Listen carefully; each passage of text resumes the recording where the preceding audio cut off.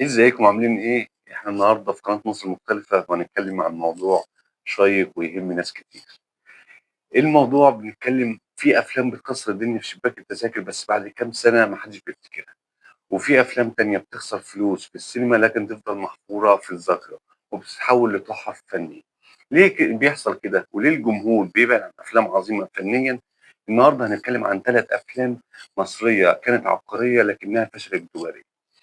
في السينما النجاح دايما مش بالفلوس، وفي افلام بتحاول تقول حاجه مهمه بس بتتقابل بردود من الجمهور او بتقع ضحيه لسوء توقيت او ضعف تسويق. في الفيديو ده بس هنستعرض 3 افلام فشلت في الايرادات لكن كمان هنحاول نفهم ليه. اول فيلم معانا كان فيلم الاصليين عام 2017، فيلم غامض وبصريا مدهش من اخراج مروان حامد وتاليف احمد مراد. بيتكلم عن عالم خفي بيراقب الناس عن الحريه والاختيار والهوية. الفيلم كان تقيل وبيطرح أسئلة أكتر ما بيقدم إجابات، وده خلى ناس كتير تخرج من السينمات تقول هو الفيلم كان عن إيه؟ والنتيجة والإيرادات كانت أضعف من المتوقع رغم الجودة العالية. ومعانا تاني فيلم كان باب الشمس. فيلم باب الشمس ده كان بيحكي عن ملحمة فلسطينية عظيمة، وكان إخراج يسري نصر الله ومأخوذ عن رواية لإلياس خوفي. الفيلم عاطفي فلسفي وسياسي في نفس الوقت لكن طويل جدا فوق ال4 ساعات في نسخته الأصلية، وما فيهوش نجوم شباك ومش معمول عشان يكسر السينمات بل عشان يعيش في الذاكرة. وفعلا اتعرض في مهرجانات كبيرة لكن ما حققش أي نجاح تجاري داخل مصر.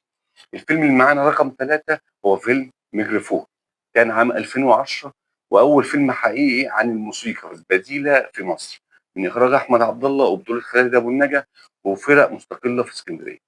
الناس وقتها كانت لسه متعودة على الأفلام اللي فيها حدوتة واضحة ونجوم كبار ونهاية سعيدة. ميكروفون كان خارج السرب تماما فما حدش يهتم بيه تجاريا، بس مع الوقت بقى أيقونة في السينما الأندر جراوند. لما نيجي نحلل كل الافلام ديت ليه كانت قصه لكن ما نجحتش تجاريا، هنلاقي التحليل العام كان في فيلم من ال3 دول كان سابق عصره او بعيد عن السوق. السوق اللي هو كان ماشي بذوق معين والناس عايزينه. السينما اللي بتسال اسئله او بتحاول تعمل فن دايما بتدفع الثمن في الاول. بس السؤال المهم، هل الجمهور دايما بيحب السهل ولا المشكله فينا احنا كصناع مش بنعرف نوصل الرساله بطريقه تشد؟ قولوا لي في الكومنتات ايه اكتر فيلم مصري شايفينه تحفة فنية لكن ما خدش حقه في السينمات، وعاوزين اعمل ايه جزء تاني للفيديو ده. ما تنساش تعمل لايك وتشترك في القناة، ولو عاوزين تحليل لفيلم معين اكتب اسمه وهنحكي حكايته. اشوفكم في فيديو قادم.